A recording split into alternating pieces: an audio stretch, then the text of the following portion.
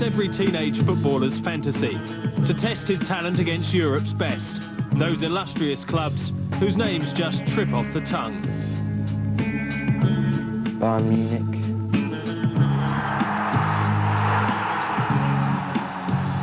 Ajax. Borussia Dortmund. Amazing!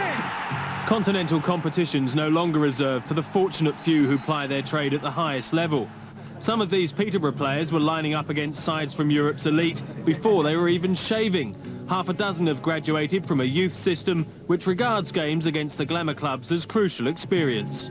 On Sunday they play Arsenal, then they fly out and play Brombury and a couple of other great clubs, and then they come back and play Coventry. I mean, what a wonderful week for a 13 and 14-year-old. Fantastic.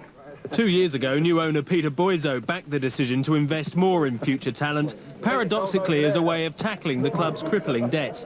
I explained to him that, you know, we was £3 million in debt.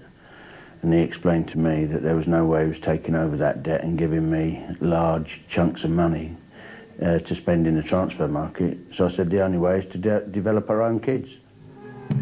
Fry's full of praise for the coaches who've since established Division 3's sole FA Youth Academy, one of only 14 outside the Premiership. From 16 years old, the young players split their time between college and training. They're guaranteed competitive games against other academies in 3 age groups, no stagnating in youth or reserve sides. Already the rewards are evident. 4 of the team, which played against Chester on Saturday, came through the ranks.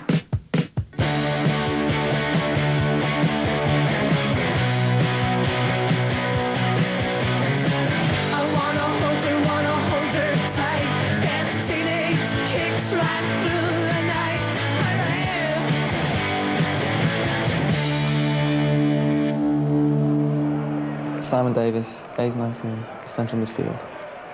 Simon Davies has had an unbelievable year. You know, he's played for the Welsh under-18s. He got in the Welsh under-21s for 2 games and was outstanding. Now he's just played for the Welsh B against Northern Ireland B. I mean, all in a year. He's really encouraging, and he also plays a lot of the youngsters, which is very encouraging as a youth team player. So, like, you always know you're going to get a chance if you play well. I'm Matthew Etherington, 17 years old, and I'm a left winger. He's tricky, he gets great balls in the box, and he's a left-sided player, and he comes up and scores plenty of goals as well. I mean, he's got a bit of everything, apart from he can't edit and he can't tackle, but nor could Puskas. He's promised me first-team football at Peterborough, something that maybe I wouldn't get if I moved on to a bigger club. And I'm only 17. I've got a lot of time ahead of me, and I'm in no rush to go anywhere really. I'm more than happy at Peterborough. We've given all these kids a 5-year contract.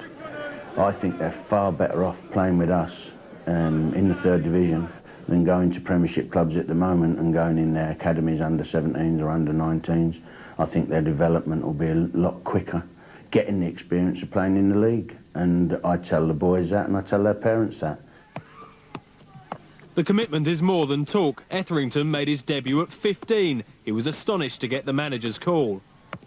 It was my last year of school, my GCSE year, and he had to phone my headmaster to get permission for me to play. The club's wholesale faith in youth hasn't entirely won over the fans, getting impatient for a return to Division 2. John Murphy's goal the latest setback in a season blighted by inconsistency. Chester even got away with losing Shaun Reid to a red card with more than an hour remaining. In these situations, the manager acknowledges more wise old heads could make a difference.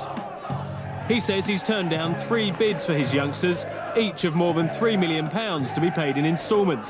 He believes the value will continue to rise. But this wasn't their day. Etherington squandered the best opening of the afternoon when it looked impossible to miss.